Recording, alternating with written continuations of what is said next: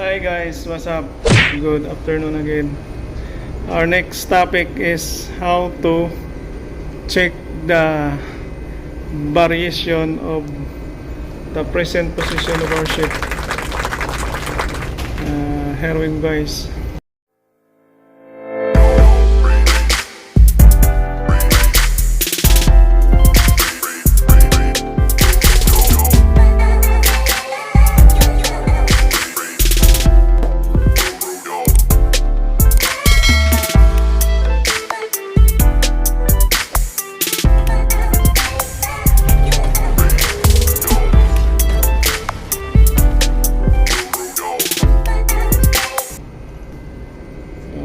Ito na nga yung tayo.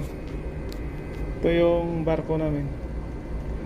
So, kukuha tayo ng variation in this area. So, nakikita nyo to guys, yung parang plug. I-click natin. Right click. Cursor pick. Punta tayo sa magnetic variation.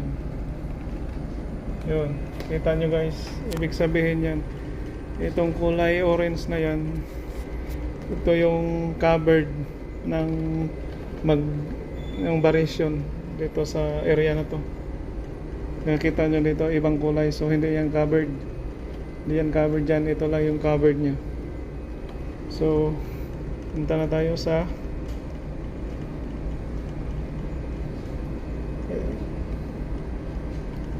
ito yung reference niya is 2020. Tapos annual every year meron siyang 7 minutes est. Pag walang sign, automatic est. So yung variation is 14 west. Pag negative ang sign, ibig sabihin west. Para malaman natin na sakto yung sign, pupunta tayo dito sa chart legend. Yan, dito yung chart legend.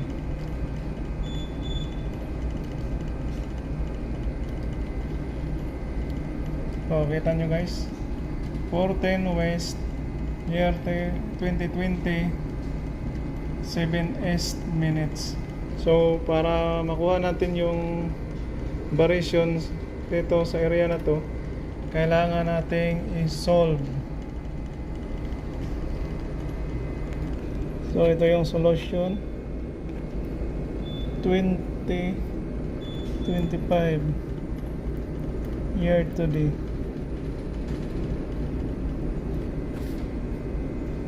2020 year reference.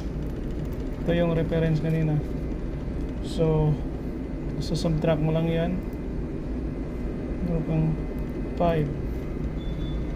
So, yung 5 i-multiply mo sa 7.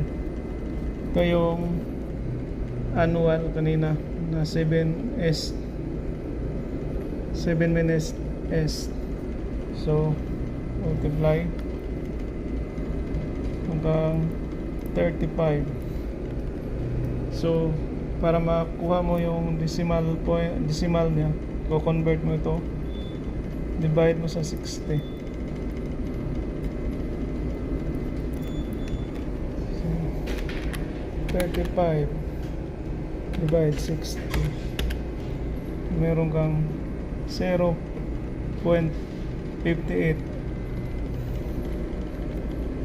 is equal to 0.58. Ikunin mo yung 1 digit or 0.6. So variation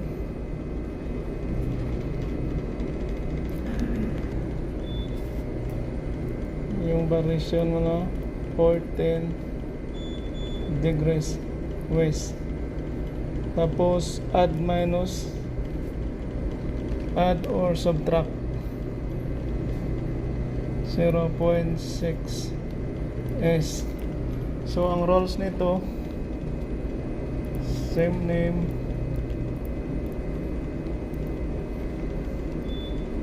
add, different name,